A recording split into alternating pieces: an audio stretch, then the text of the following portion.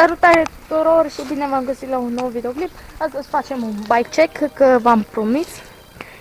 Bicicleta mea e un DHS Terena 2727. Am făcut câteva upgrade-uri.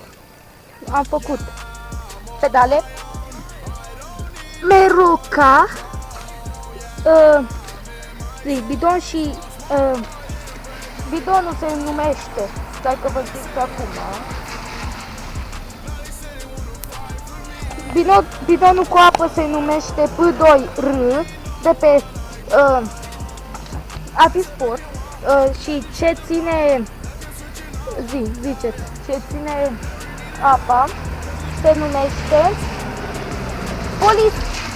Polisport Flexi KNK.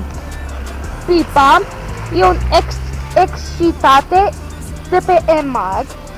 Altceva ce am schimbat pe ea, nu știu. Ce vreau să schimb în viitor. Vreau să schimb șaua, frânele. Poate o să vină măgure, poate. Îmi pun măgure în loc de frâne. Și poate o să-mi iau alte mașoane sau îi fac one by.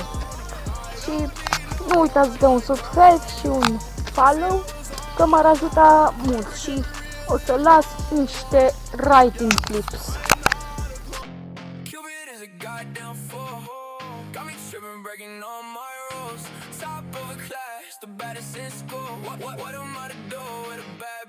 Like her black nails look so good on my tattoos. Bedroom lights low, loving everything about you. Got me scared cause the kiss is kinda lethal. Dressed in see-through, she been on the scene too. Cupid is a goddamn fool.